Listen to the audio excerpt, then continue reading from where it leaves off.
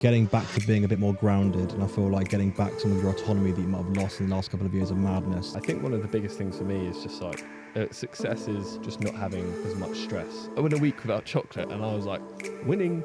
And then on the Sunday.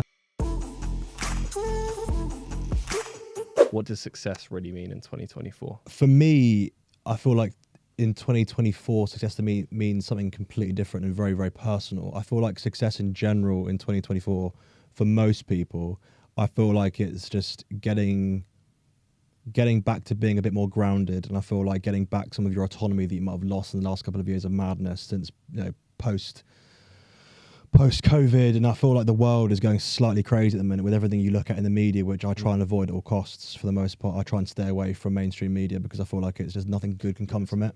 I feel like Completely agree. It just stresses me out. it does. I mean, there's no. I mean, I like to stay in touch with things that are going on, but equally, if I'm sitting there watching the news, what am I gaining from doing that other than just being manically depressed at how the world has gone completely doolally? Completely agree. Whilst also not losing track of the fact that things are really bad elsewhere. There could be a hell of a lot. Things are really, really bad in other parts of the world, which we have to be very grateful that we're not involved with that. Yeah. So I feel like for the most part, I feel like for most people that are either listening or watching to this, that say, what would your 2024 going into 2025 look like? It would be to try and take back some of my autonomy and feel more myself and be more grounded, and to sort of feel a general sense of happiness that I've been missing for the last couple of years since everything's been going on. Love it. You? Mine would be, I think just, everyone says it's so hard to because I don't have it at the moment, but I think success, what does success look like to me in 2024 is just having a nice balance of things where it's like I don't feel as much stress financially. I know I can, if I wanted to go on a holiday with my girlfriend or with my family, it's like, okay, I can go on the holiday. It's having some freedom. And I think one of the biggest things for me is just like success is just not having as much stress as other people. I see that as success, whether that's a work situation where you actually really enjoy that work situation. Where for us it's this podcast and my business, I really enjoy it. It's, say if someone, if for example, Meg, as we spoke about before, if she was to get ill, like success to me is like knowing I can help her. Yeah. And be in the position where I can help her. And I think that's what success is to me, is just having a nice balance of freedom and being able to look after people that you love. Mm-hmm. Success to me is not driving around in a Lamborghini and, in a big penthouse and having loads of girls around all the time. Like that, to me, that's just, literally couldn't care less about. Yeah. Like success is like looking after family and friends, having a good balance of like freedom and work, and like doing something you're super passionate about and actually think is going to make a difference. That's what I think success is. Just to add on to what you just said there, I think the one thing I would say to anyone listening or watching this is try to have or create a direction. For me, people I speak to on a daily basis really struggle to see any sort of direction. They're in this revolving door and this pattern of, you turn up to work as this ant, you leave, you go back to work again, you leave, you go back to work again, and you're on this paycheck that just gets you by. You have enough money to sort of scrimp and save and do one night out a month just to get by, type of thing, and you're having to get pot noodles rather than going out with your mates, type of thing. And I feel like people feel a bit directionless, and they feel like they're just not really serving a purpose in life. They're just sort of going around in sort of this circular motion. I feel like try and break that cycle if you can, and try and sort of find something that you're really, really unbelievably passionate about, like this, and try and monetize it as best you can. Because you'll regret not doing that, and the chance and the opportunities are out there. You just got to try and go and find them. Completely agree. Yeah. The final question that we got in the Q&A was, hi Tom and Joe, do you think the rise of remote work changing workplace dynamic? Let me repeat this. Hi Tom and Joe, do you think the rise of remote work changing workplace dynamics is for the better or worse? Tongue twister. So do you think remote... That's such a tongue Peter twister. Piper. It's easier to just read. I got the question. So talking about remote work, do you think it's for better or worse? Do you want to go first? Yeah, I do. Okay. Yeah. Sure. Joe, you're not allowed to answer this question. I do and I don't. I actually think it's quite 50-50. Mm-hmm. I work awfully from home. If I do work from home, or just nowhere near as effective. Motivation. I feel like when I'm in the office, when I'm locked in, when I've had that journey in, when I can think about what I'm doing with my day, whether it's you guys coming down for the podcast stuff, or on calls with clients for my own business, it's just like I lock in differently when I'm actually in the office. When I'm at home, that's my place of relaxing. That's my place of, you know, mong out, put my computer away, hang out with family, hang out with friends, you know, go to the pub that evening. When I associate that and work from home and I sit in my pajamas in the morning, like, I don't work properly. When I'm out and I'm dressed nice and I'm on the train and I'm like, you know, I've got this to do. Nice. Yeah, dressed nice. wearing my shorts and t-shirt currently. But you know what I mean? Yeah. When you're in there, I lock in differently. Mhm. And I think a lot of people and a lot of guys listening to this will feel the same. Yeah, totally. And it's just, I really like that feeling of being locked in. I walk out of the office and I'm like, you know what? Like, I've got a really good day's work done.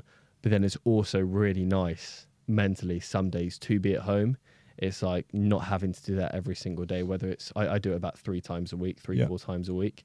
Having that day at home to reset, you know, if you do need a bit more of a lion, say if it's, you know, an 8:30, 9 o'clock lion, and you don't have to be up at 6:37 to go get a train in, that extra sleep is like invaluable. And that helps my stress levels massively, and you can relax a bit in the morning. So I think it's either or. I think you're less productive, but I think mentally, you know, I find if you're doing like a hybrid where you're in the office some days and you're at home some days, that's a great combination. Yeah. If you're purely remote and you're sitting at home all day, if you're remote and you're like traveling and stuff like that, I think that's awesome. I think it's really cool. But if you're just sitting at home all day and you're not socializing with people, you're not meeting new people, you're not being effective, you're sitting in your pajamas, you're waking up late, I think that can be quite damaging. No, I agree. I think I'd be very interested to see the stats on the levels of mental health issues within companies that have, since they've sent their staff to that'd be really interesting. Because whilst it's extortionately expensive to keep offices open, it's so important and fundamental to the community growth of businesses, because people are more productive. They're in groups of people who are like-minded, bouncing ideas of each other. Whilst I also understand on the flip side of that is that the cost of travelling into work every day. I mean, my sister travels into London, or she used to have done it every day. Now she's on that flexi thing where she does like 2 and 3 or whatever. And the cost of trains, like peak hours into London and back, is nuts. Unbelievable. Like thousands of pounds a month. It's crazy. So on the flip side, I get why you would want to stay at home a bit more. What you lose in that is the social side of it is huge, and the mental health deterioration of just being in your pajamas all day long, no sunlight.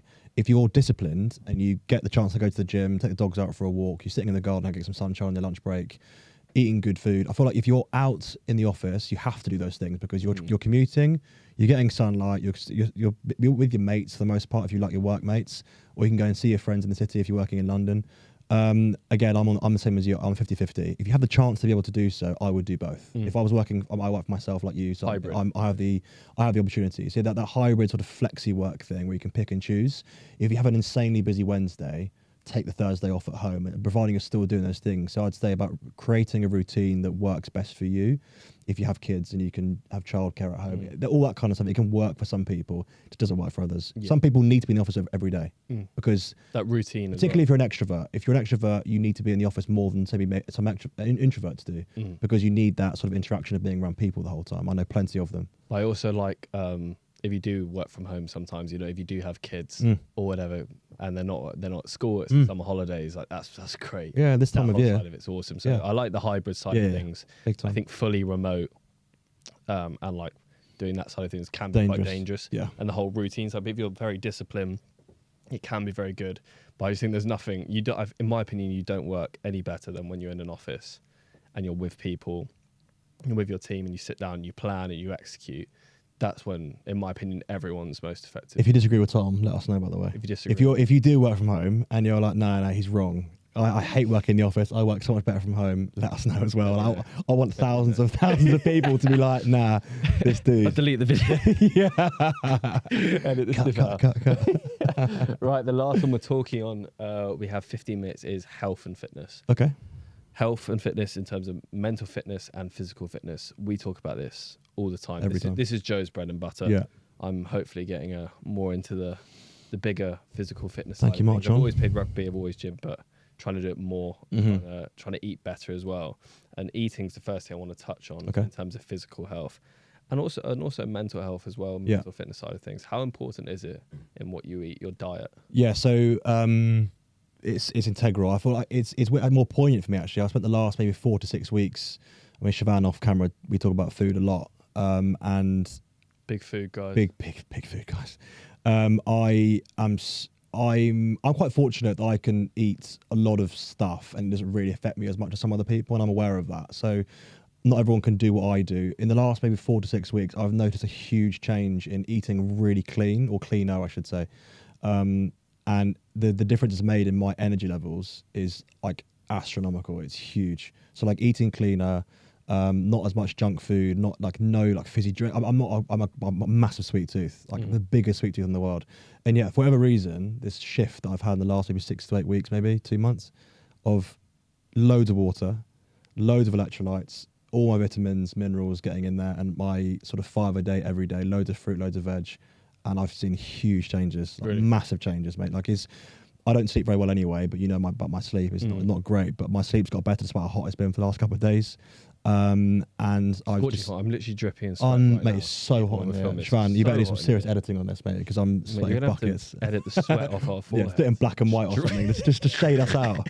But yeah, like nutritionally, like it's really key. It's so key, because brain fog, energy levels, sleep, like sex life, all this stuff can really be improved by like good nutrition. I know you're big on that. But yeah, no, it's big. Like, jokes aside, it's huge. I feel like everyone should be really, I mean, again, it's expensive to eat well for the most part, but it doesn't have to be all the time. So as long as you're on it, it's huge. I'd say it's about 70-30. I'd say it's about 70%. What foods are you eating for your sex life, Joe? This is like pineapple. Take Tonga Alley. Take ashwagandha. Yeah. Is that what you're doing? No comment. But no, I feel like it's, for most people, it's about 60-40, 70-30 nutrition to physical exercise. And that's like coming from someone who's like big on physical fitness. Is nutrition is so important. So really overlooked. When we spoke to Charlotte Fry, for those of you who don't know who Charlotte Fry is, she's an ADHD coach. We had her down like a couple of weeks ago. We just had a chat with her. Hopefully get to do a podcast with her at some point. She's super interesting. But Charlotte Fry, she was saying with people with ADHD, they need to eat 3 times the amount of more protein than the average person. Did not know that. So the last week and a half, I think it's been a week and a half, I've been eating pretty much triple the amount of protein. Did you say why? I feel a lot clearer. I feel a lot better mentally. I'm sleeping better. Really? It's really annoying because I'm trying to remember the reason behind what she said it was. But if we have her on, it'll be the first question I ask. Yeah. I was like, okay, I'll try. Well, anyone with ADHD, massive difference. Let us know in the comments. Difference. Yeah, do let us know if you have ADHD. I also stopped like snacking as much by having 3 times the amount more protein. You don't want to snack as much. Yeah, I was more full. Yeah. And I stopped snacking as much. I went. It doesn't. Everyone's gonna be like, oh, you went a week without chocolate? Like only a week? I went a week without chocolate, and I was like, winning. And then on the Sunday, I had a Galaxy. Monday morning, I was craving chocolate. I was like, I need Dangerous chocolate. game. I need chocolate. Yeah. Tuesday, I need chocolate. And then it just like died down again. It's just funny how like you have something and it becomes super addictive. Like I'm clearly quite addicted. I've got a massive sweet tooth as well, like you said. And it's just like, I cut that down. I felt great. I had the chocolate and I know everyone's gonna be like, oh, shut up, mate. But like, I had the chocolate and I generally felt like worse because I hadn't had it for a week. And I was like, it made me feel a bit more groggy. And then I was craving it like constantly. Even when we were in the shop before, it's died down, but I was still looked at it and I was like, ooh. Whereas like, I saw you walking past. Like, yeah, I didn't get it in the end, but no, I saw you walk. You just brush past with the chocolate. Yeah, touched them all. I was like, oh, what could have been? No, but I just find that all really interesting. Yeah. When we do talk about the ADHD side of things with her, if we have her down in the end and she wants to, is that 3 times more protein made a massive difference. So really? all the guys that's so interesting. We'll put Charlotte's social media, and you do go check her out. She's fascinating. She's wicked. Yeah. The next thing I want to talk about is mental fitness. Okay. What if you had a couple people that you would say, you know, these are the pinnacle, these are the definition of mental fitness, these are the people that are making a massive difference, would you have anyone in mind? What a question that is. Mental fitness. There's no dramas if not. No. It's actually a really good question. I feel like that. Like you see someone, you're like, they're I'm coaching it, or they're I feel like you're mentally like. Yeah, who's the guy? I mean, the name has completely gone from my head. The guy that ran the marathons for Rob Burrow.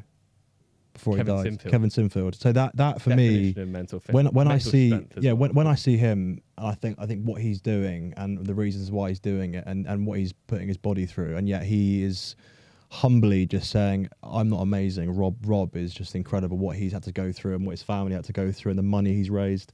That for me is something that I always come back to, and I'm like, that is just the definition of someone who just doesn't know when to stop and doesn't know. He's a tank. He's a machine. You look at the Olympics, some of the people in the Olympics and the freaks of nature and that, the athletes, just the mad what they put their bodies through. I joke with it. My toxic trait is thinking I can do some of that stuff. I see it. The break dancing, I'm like, I could do that. I could kayak. Yeah. I could break dance. I could do Noah that. Lyles, yeah, easy. I could cut shapes if someone asked me to. Get me on a pommel horse any day of the week. But yeah, no, I think those guys are just like a cut above. They're just machines, absolute machines. So who I think's wicked? Simone Biles, the Ridiculous. American gymnast. She's Great wicked. story as well. She had a mental. For those of you who don't know, she had a mental health break. Was it before the last Olympics or a couple of years Around ago? that time, she didn't do the last Olympics, I'm pretty sure. But she dominated this year in the Olympics. Yeah. And it's just very impressive. She was very open about her mental health struggles. She had a break. She reset. She came back top of her game, and she absolutely dominated again. And I think when I think of mental fitness as a whole, it's like someone who has the awareness when they're already top of the sport to be like, you know what, I'm not at my best. I'm going to take a quick break and I'm going to come back, and almost like that, dropping off slightly but coming back twice as high. Yeah. I just find stuff. She's also like that very so ADHD, impressive. which she's got. Oh really? She's got really. I think she's got like crippling ADHD. Does she? Yeah. She's got like a long list of things that she's really battled with. Again, it's really nice to see someone own that and be so transparent with it, because it's so inspiring for the next generation of young women and men who are watching that, being like, oh, I've got ADHD and it's been really holding me back, and if she can do it, so can I. And that sprinter, Noah Lyles, yeah. And he has like suffers ADHD, really badly, anxiety, depression. Yeah, super open about it. Yeah, big time. But then, we'll get him on. Yeah, imagine. If you're watching this, please. But someone like him who goes and dominates. He got the gold in the 100 meters, gold in the 200 meters. Not 200. Oh, did he not? Yeah, no, he missed that. No, he was actually. I think he was unwell, so I think he was struggling with COVID or something. Yeah, I think he had COVID during it, which I don't know if he should be competing if he had COVID. But I thought he won both. I don't think so. He lost out to someone. Oh, did he? Siobhan, double check that. But yeah, I think he lost out. He didn't do the double. He got 100, but didn't do the 200. I'm pretty certain. Disappointing. Yeah, useless. We won't get him on after all. Someone like that's so impressive. Yeah. But what they're going through mentally, and they're still able to perform at the top of the game. Both of them. Like kudos to that. That's in my opinion, they're the people who are like mentally just incredibly tough, incredibly resilient, and people which I think the younger generation as a whole should massively look up to. Big time. And in terms of mental fitness, in terms of two people I wanted to point out, just from people we follow on Instagram or people we see on Instagram, Jamie Clements with his breathwork stuff. Hero.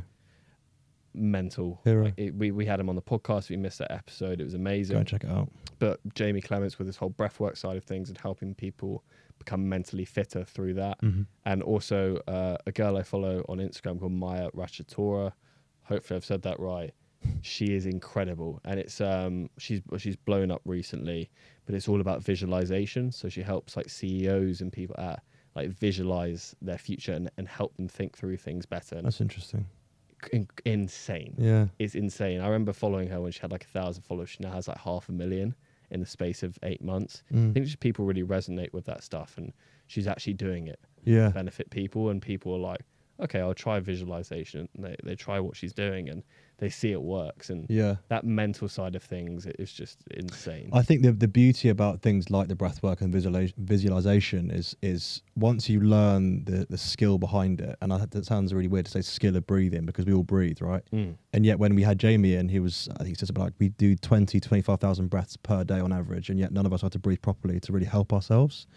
Just in terms of like I'm catching myself out of breath because I'm not being able to regulate my breath properly. So he says these things are so easy and fundamentally free to do once you learn how to do it properly. And the visualization piece, I'm sure it's like more complicated, but once you do that, it becomes habitual and innate. Whereas there's so much jargon and nonsense out there that we think, shall we be taking 25, 30 tablets a day because my doctor told me to, because the thing online told me to start taking this stuff because it helps my sleep, and this stuff that helps my acne, this stuff that helps my hair grow back. And there's so much stuff out there, but I feel like once you get the people like Jamie, like the other lady you spoke about then, whose name escapes me, Maya, those people just really idiot-proof a lot of things and make it really accessible for all. And I think if we can make that accessible to our audiences, then that's great, because people just need to be not handheld, but they need to be given solid advice from people who genuinely care. And those are two prime examples of people who just want the best for people, and to make it as idiot-proof as possible. I definitely need that, because I get so confused. Stuff on the internet is just so confusing, right? Like, you think that someone's trying to sell you something, therefore you don't quite know whether to take it or believe it or not, which is where we come in. We sort of bring in good guests and cool stories, and I think people are learning so much during the day anyway, and they've got their own stresses. The last thing they want to do is sit down and deep dive, learn something really complicated. They just want someone to be like, this is this is this is simple. This. Take it if you want. Yeah. Not try to sell anything. And that's when I'm like, perfect. Like, phew, that makes so much sense now. And it helps. The science massively helps. And the science and the evidence of it helping people. We spent 5 minutes breathing with Jamie at the end there, at the end of our hour with him, and I felt immediately better. I'm not just saying that to sort of blow smoke up his arse. I don't need to. He was so good. It was amazing. And having watched the episode back, and I've sent that 20-minute episode out to a few friends of mine and my mum, and they've said that the 20 minutes that they're 20 minutes is nothing. That's an episode of Game of Thrones. It's 20 minutes of waiting for your food to be ready. Those are the times where making time in your routine to do those things can actually make a huge difference long term. Completely agree. Yeah. Awesome, brother. Pleasure. Welcome back. Welcome back. Season 2. To all the guys, or hopefully women out there listening, on behalf of friends, partners, whoever it is. If you have any questions, if you want us to talk about any topics, please do leave them down below. We read everything and we will reply to everything as well. Thank you for all the support, and we can't wait to release all our wicked episodes coming out for season 2, all about men's mental health under our 3 pillars: relationships, finances, and fitness. We'll see you on the next episode. Woo!